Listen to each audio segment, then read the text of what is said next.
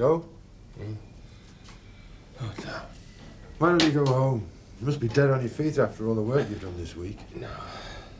Just wait a while longer. See if they let us see her.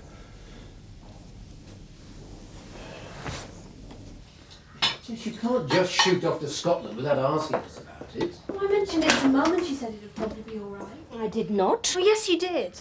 But it was first thing in the morning and maybe you still had the nobbies on your mind. Jessica? But you did say we'd talk about it again. Danny'd meet me at the station and then I'd go and stay with his friend's sister so there'd be nothing to worry about. Well, we'll think about it. But why? He's my money and he's my fiancé. I said your mum and I will discuss it and we'll let you know. You are our responsibility, Jess, and in turn you must act responsibly. My mum did at the sports club. I think this is a membership for the Nobbies fan club. It's from your gran, and I wish I'd never told you about being hijacked onto that stage. I just wish I hadn't gone to see them anyway. The nobbies.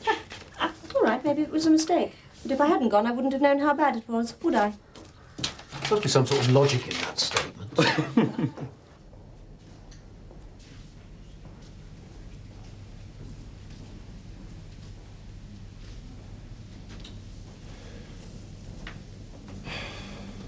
Same story, internal organ failure, common problem. They need a consultant to look at her. Look, we might as well go home. If a consultant is going to see her sometime, it could be any time. I think I'll stay a bit longer. No, you're coming home with me now and you're taking the rest of the week off. I don't go cracking up on me, Joe. I need you. To get us into more trouble. I never meant for the Windsor's kid to come to any harm. Well, everyone knows that, and you know it. Now, you've got to think positive, Joe. Ma's still hanging on. Young Donna wasn't hurt seriously, and it was Michael Feldman who was driving, not you. Now, come on, let's go. The curse of the Sugdens. Don't be daft.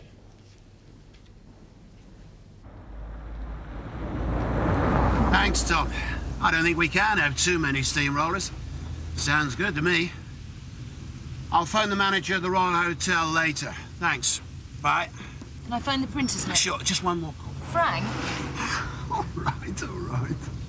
I'll do it later. Could you make a few notes for me before you do?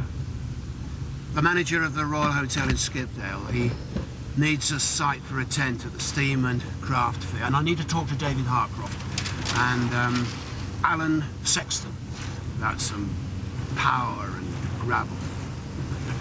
I'll know what it means later. It's going to be a great Easter bank holiday. Yes, if you're not too worn out to enjoy it. Don't worry about it. I'm pacing myself. How are things doing on your side? I'll need to go through some brochures and artwork with you. I'm really busy today, look. It's as important as the steam fair. All right. Why don't we combine it with an early evening dinner at the bridge? We'll meet at the Woolpack. Right. 6 o'clock, OK? Yeah, I'll be there. Thanks.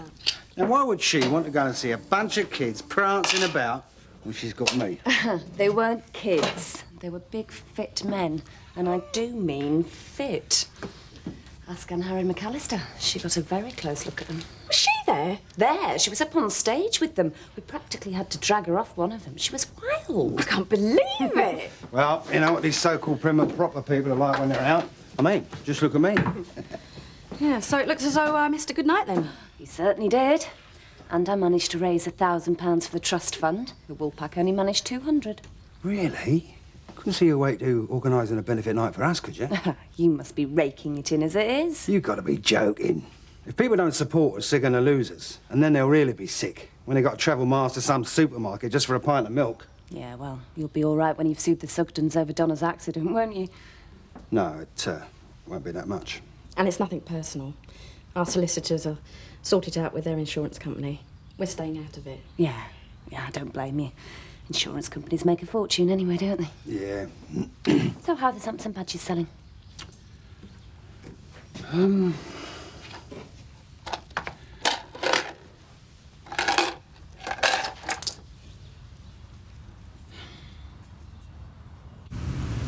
So, how's Kathy coping at the stables? I think it's good for her. She's not visiting Chris quite as often as she feels she should, but as he'll be home soon, I don't think it's too serious. I'm not going myself either. The doctor says it's no bad thing to cut the visits down. Let him prepare for coming home.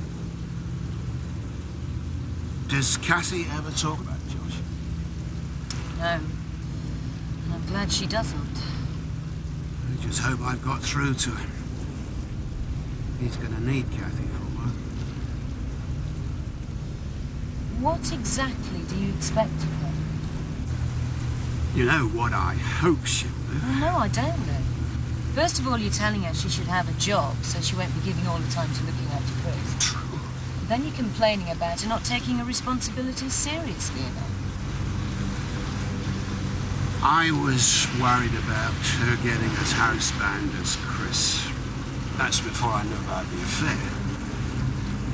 It does change the situation. The affair's over. She said she'd stick by Chris, and I believe her. I don't think so. She's young, attractive. There's going to come a time when she'll want to have kids. And where does Chris fit into that little scenario? Has she ever mentioned that she wants to have kids? No, but it's only natural. Is it? Not everybody does. Why worry about it if it might not happen?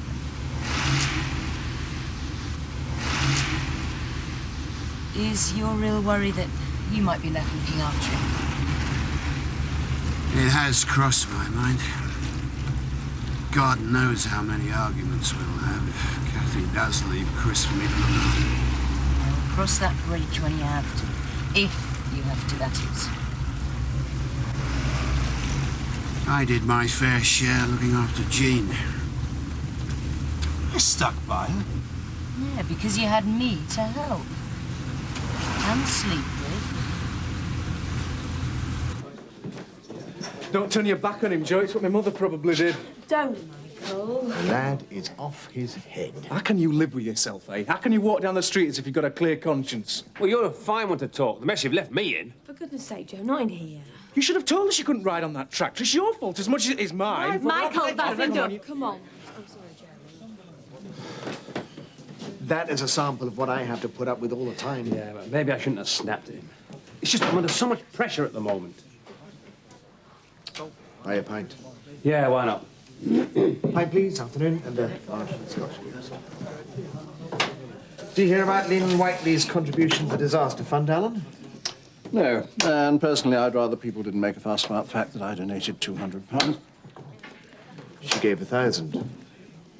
1,000? She can't have made £1,000 profit out of that dreadful male stripper night. No, yeah, you're right. She didn't. She made 2. Apparently, she said she was going to give 50% of the night's profits. She's obviously going to do good business down there. Depends what you mean by business. To me, it's not just profit. What else is it, Alan? Well, it is the knowledge that you can come into this establishment and be treated with dignity, civility, courtesy, value for money. And can you imagine us stooping so low as to put on acts here, let alone male strippers? It's all very well, but unfortunately nowadays customers want a little bit more than phony Viking artifacts hanging on a wall.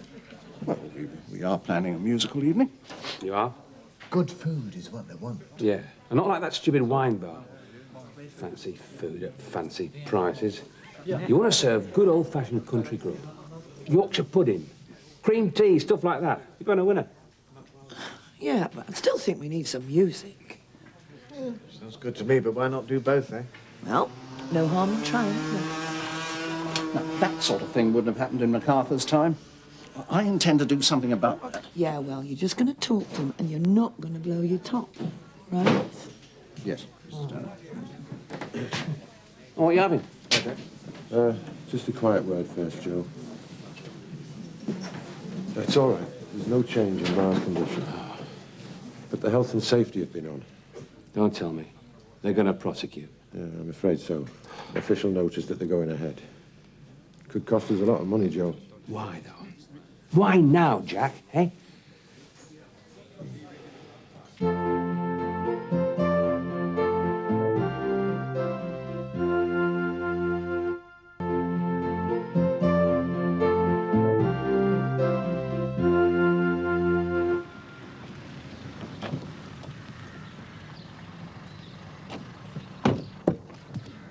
You're home early? Yes, I thought I'd catch you before your rounds. I just can't get Jessica out of my mind. You tell me about it. One of us has got to sit her down and sort things out. Without her thinking I searched her room. Why don't you have a woman-to-woman talk with her? Oh, yes. Why not a father and daughter chat? Because I don't think I could control my temper. It's not easy to come to terms with the fact that your daughter's supposed to be engaged and has got a collection of Barbie dolls. It's Cindy, not Barbie. Why don't you sit her down and go through the practicalities with her? Why don't we both? Whoever. Let's just agree with what they are. Apart from the fact I wouldn't let her go, and I'd kill Danny before I let him set foot in church to marry her. They don't want a church wedding. Anna, what we've got to do is create some sort of diversion. Get her involved in lots of activities. Take her mind off him. Yes. Something we could do as a family. Such as? Horse riding? Well, we are in the middle of the country. Well, you think of something then. Well, perhaps you're right. As a start, it's not a bad idea. How about £50 a week, Rep? Yeah, soon as you like. Okay. See you in it. Seems reasonable. Can he afford it? Yeah, I'll knock it off his wages. My hope is tax. Got enough to worry about with his custody battle over Alice. You're just a big softy. I thought I told you I want the marquee the other side of the hill. You can't understand a simple instruction, then find someone who can. Not so soft. My hero. You almost said husband, then. I didn't. You did. Marry me and have our baby. Aren't you busy enough at the moment? You know what they say? If you want anything doing, ask a busy man.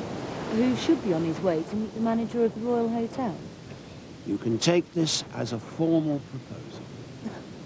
You make it sound like an item of the agenda. I'll see you later at the Woolpack. You are the top of my agenda. But I do have to go. Bye. Bye.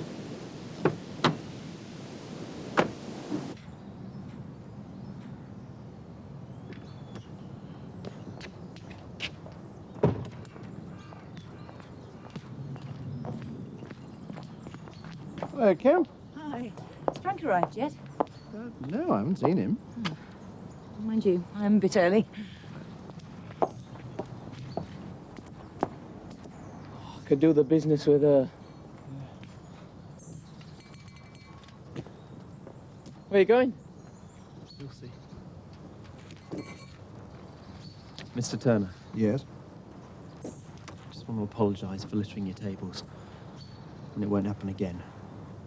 Oh, well, it's admirable when anybody admits they're wrong and apologises, but it is particularly gratifying when it comes from the young, like yourselves. What kind of music are you putting on? Oh, just a sing-along to a piano. Ah, not your scene, eh? I don't think it was anybody's scene these days, is it? Well, yes, a lot of people enjoy a good sing-along. Sing-along? Sounds well sad. Sad? Old-fashioned and unappealing. You should try putting a quartet on or something. Quartet? Oh, I don't think the Woolpack's an ideal venue for that. No, it'd suit the planets. Wouldn't it, Biff? Oh, yeah. Yeah? The planets? As in Ulst? Well, I don't know where they come from. They come from Leeds, and they're very good. I saw them at the Royal College of Music, and then again at the South Bank. The Royal College of Music, eh? Well, are they expensive? No, they just love to play. Shall I get their MD to give you a ring? MD? Musical director. Oh, yes, of course. Well, why not? I mean, nothing ventured, nothing gained. Well, thank you very much, lads. You're welcome.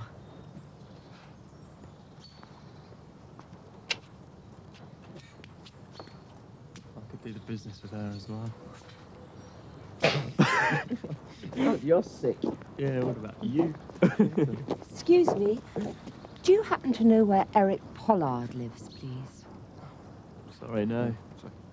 Your best bet's to try over there at the post office. Thanks.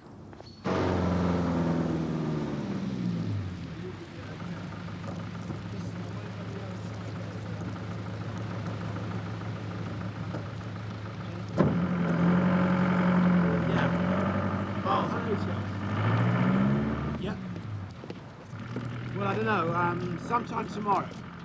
Okay. Right.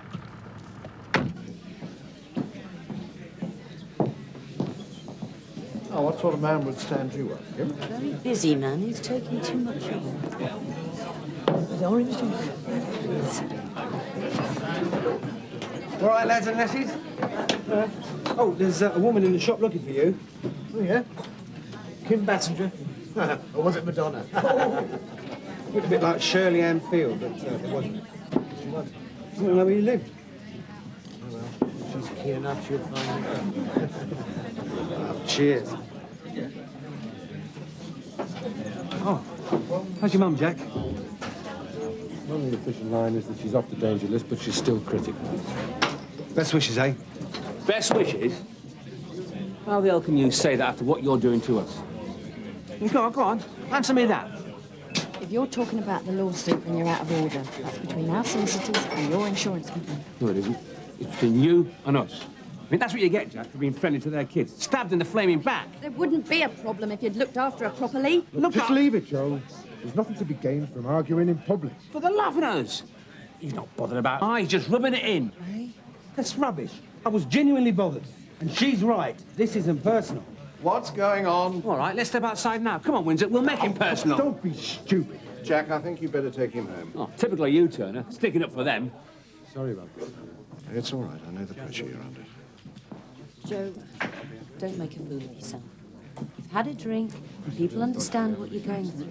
Now go home now, before they all lose patience. Thanks for that, Ken. Look, you don't know where Frank is, do you? I just know where he isn't, and that's here. Well, I need to talk to him. Well, if you see him, tell him I can't wait much longer. Oh, and I'm calling him at the stables before going home. Thanks. Come on, Joe.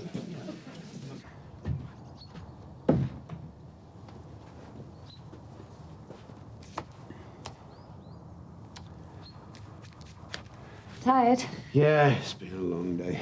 My phone battery's as flat as I am. Can I use yours? Ah, it's out. The plumber cut through a cable or something this morning. Workman, eh? Oh, don't remind me. I've had them all day. Anyway, how are you? Fine. Can I get you a drink? Yes, a cup of tea. Sure you wouldn't like anything stronger? No, I can't think of anything I'd like better at the moment. All right. Look, I know you're busy, but have you got time to talk to me about buying the cottage? Yeah, sure. Then I'm finished for the day.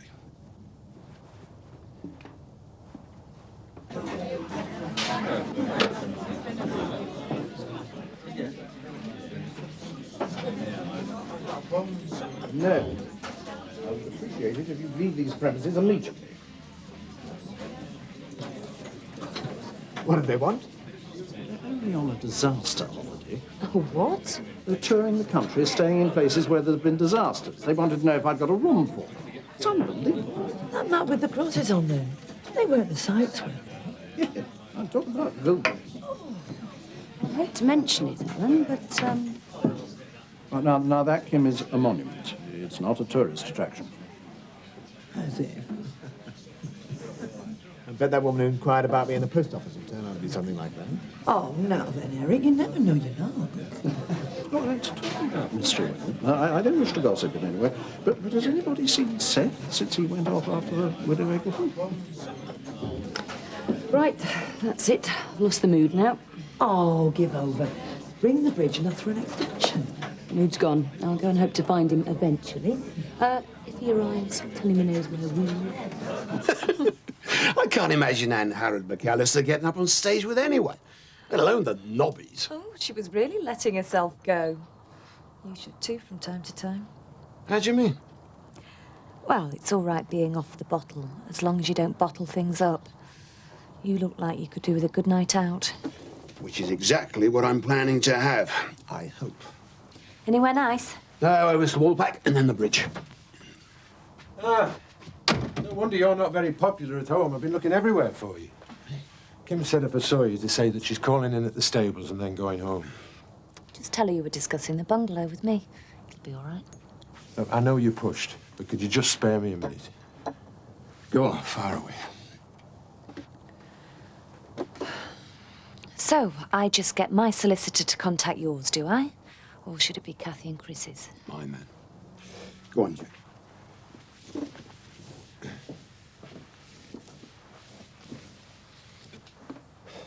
You know, we're under a lot of pressure, Frank. Now, I know it's not your fault or your problem, but it's you I have to turn to because part of that pressure is us opening this farm shop. Relax, Jack. I know you got problems. What exactly do you want me to do? You need planning permission for the heritage farm, and I could object. I won't, as long as everything's fair. But I need some extra cash on top of the shop loan. Hang on a minute, Jack. That sounds like a threat. Blackmail, almost. Now, why don't you try again?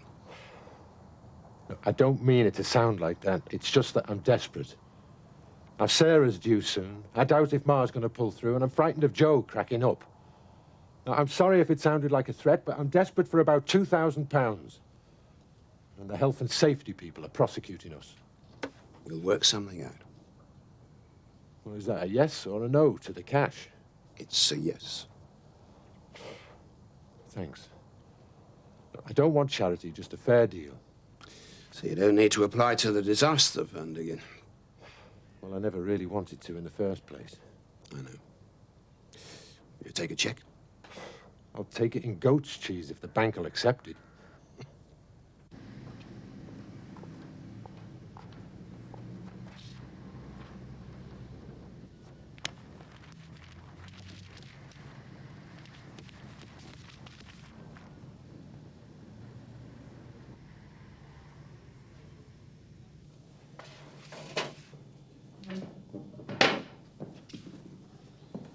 Jim? I'm sorry. I just had so much to do. Then I got stuck with Jack Sugden. You're overdoing things. I'm sorry. I really am. I tried the phone, but my mobile was flat. Jack said you were calling at the stables. He was in a bit of a state. Just needed someone to talk to. You'd make a very unreliable husband. Give me a chance and I'll prove how reliable I can be. I hope you feel like lasagna, 'cause that's all we had in. Oh, I don't know what I feel like at the moment. Just bad at letting you down. Jack can go on a bit. So, what did he want you for? You seemed desperate. He was, but we sorted it. There's a hard side to Jack. He's not going to be just a silent partner. Well, good for him.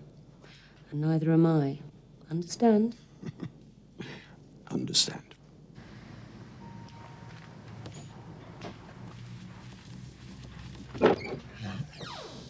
Hello, Eric. You? What are you doing here?